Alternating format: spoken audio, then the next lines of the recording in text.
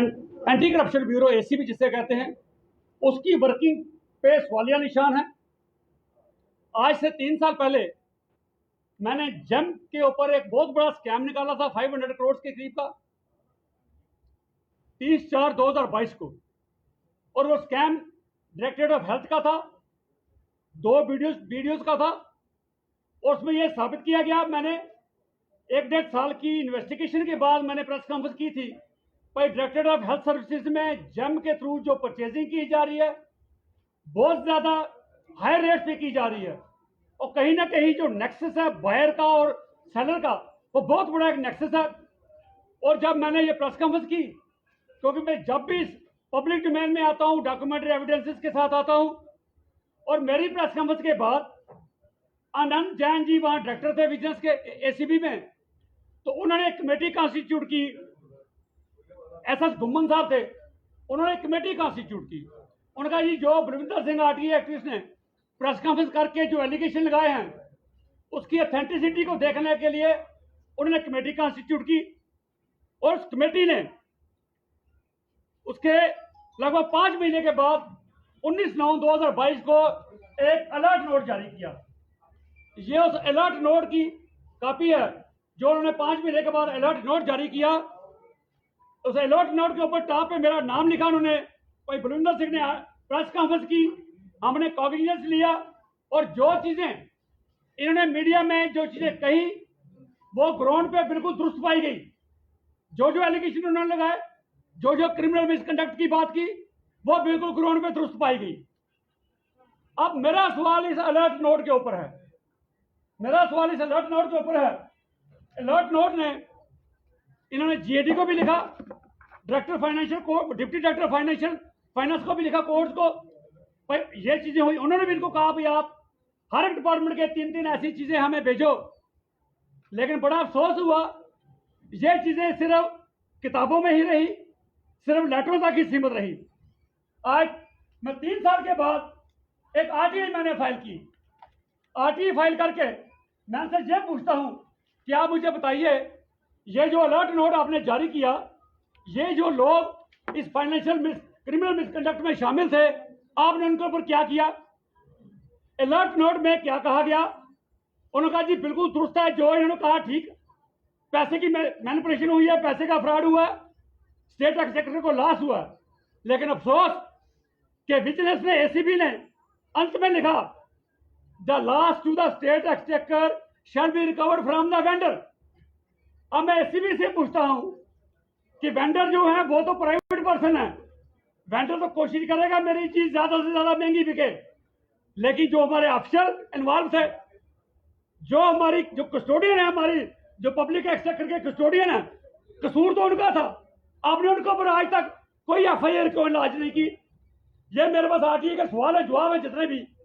मैंने एसीबी से पूछा कि आपने इस अलर्ट नोट के ऊपर जो आपने ये फाइनेंशियल इरेगुलरिटीज पाई जेम में, आपने इसके ऊपर कोई एक्शन लिया, कोई एफआईआर लॉन्च की, कोई जीएडी से और कुछ कहा? उन्होंने कहा जी आज 3 साल गुजर जाने के बाद भी अभी तक कोई एफआईआर लॉन्च नहीं हुआ।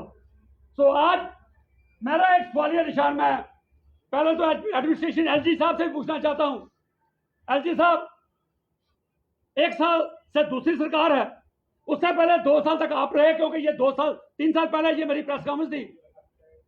क्यों हमारी एसीबी के हाथ बांध कर रखे गए हैं?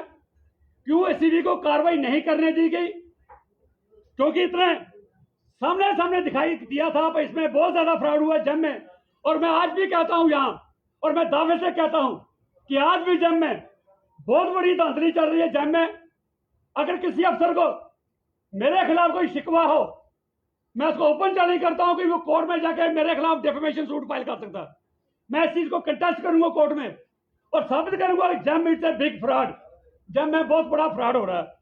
मैं एलजी साहब से पूछता हूं, एलजी साहब एसीबी ने कोई एफआईआर क्यों नहीं लॉन्च की? आपकी तरफ से भी ये कहा जाता है कि मेरे पास 0 टॉलरेंस है करप्शन के ऊपर, लेकिन मैं सवाल पूछता हूं सिर्फ अलर्ट नोट जारी करना क्या यह सफिशिएंट है? अगर एक पटवारी पकड़ा जाता 20,000 में, जेई पकड़ा जाता 20,000 में, उसको आप अरेस्ट करते हो, फिर उसको भी अलर्ट करके छोड़ दिया करो, उसको वार्निंग देकर छोड़ दिया करो। छोटी छोटी मछलियों को आपने पकड़ लिया, जो बड़े मगरमच्छ, मैं दावे से कहता हूं, जम के पीछे जो बड़े बड़े मगरमच्छ बैठे हैं उनके ऊपर हाथ डालने की आपने कोशिश क्यों नहीं की? और मैं फिर कहूंगा एसीबी, मैं सरकारें हमारी जो प्रीमियर इन्वेस्टिगेटिव एजेंसी हैं इनको केश पैरेट की तरह इस्तेमाल करती हैं। केश पैरेट, जो पिंजरे का तोता, सुप्रीम कोर्ट ने भी कहा था कि हमारी जो प्रीमियर एजेंसीज हैं इनको केश पैरेट के तौर पर इस्तेमाल किया जा रहा है। और मैं आज कहता हूं यहां जो डॉक्यूमेंट्स बता रहे हैं कि इसे केश पैरेट की तरह इस्तेमाल किया। हमारे बहुत अच्छे अच्छे अफसर इस वक्त भी एसीबी भी बैठे हैं, यहां तो उनके हाथ बांध दिए गए हैं, यहां तो उनको उनकी अंडर कंपल्शन काम करते हैं। मैं उनको एक शेर जरूर कोट करूंगा किसी अदीब का, कहता है बेखुदी बेसबब नहीं गालिब, बेखुदी बेसबब नहीं गालिब, कुछ तो है जिसकी पर्दादारी है। तो मैं आज सरकार उमर साहब की है, मैं उमर साहब को भी कहूंगा कि ये एसीबी आपके पास पड़ता है, जीएडी आपके पास पड़ता है, और मैं आपसे पूछता हूं कि ये जम एक बहुत बड़ा फ्रॉड है। और मैं ये भी कहूंगा जम वो मशीन बन गई है, एक तो पॉलिटिकल मशीन कही जाती है, मैं पार्टी पॉलिटिकल नहीं हूं, मैं वो बात नहीं करूंगा, लेकिन ये जरूर कहूंगा जम वो मशीन है, 1000 रुपए की चीज अगर बाहर से कोई 1200 में बेचे उसके खिलाफ पर्चा लग जाएगा, लेकिन 1000 की चीज कोई थ्रू जम होकर निकल के 1500 की बेचेगा, वो लीगलाइज करप्शन है, इंस्टीट्यूशनल करप्शन है, उसके ऊपर कोई एफआईआर नहीं है। जम की मशीन एक ऐसी बन गई है, बड़ी बड़ी धांधलियां थ्रू जम होती हैं, उसके ऊपर कोई क्वेश्चन नहीं है, क्योंकि कहते हैं जी ये सरकार की है। इसलिए सरकार से भी कहता हूं, अगर लोगों को डर था भाई गलत करेंगे सरकार पकड़ेगी, अगर सरकार ने ऐसा मैकेनिज्म बना दिया जिसके तहत बड़ी बड़ी करप्शन हो रही है तो इसका जवाब सरकार अच्छे तरीके से देगी।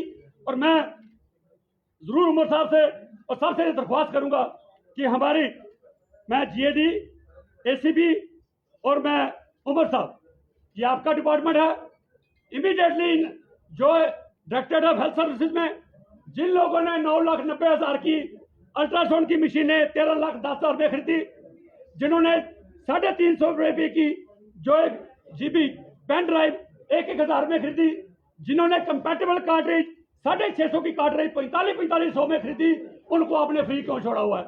उनके ऊपर एफआईआर रजिस्टर किया जाए।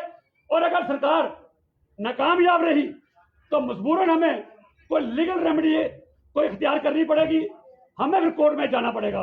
और एक बड़े अफसोस से और चीज कहता हूं, आज विजिलेंस अवेयरनेस वीक चल रहा है, 29 तारीख से लेकर 2 नवंबर तक। मैं सरकार से पूछता हूं कि ऐसे विजिलेंस वीक का क्या फायदा? आप लोगों को अवेयर करते हो कि आइए बताइए कहां करप्शन हो रही है, उसको रेडिकेट करने के लिए, अकाउंटेबल सरकार देने के लिए, गुड गवर्नेंस के लिए, ट्रांसपेरेंसी के लिए आगे आइए।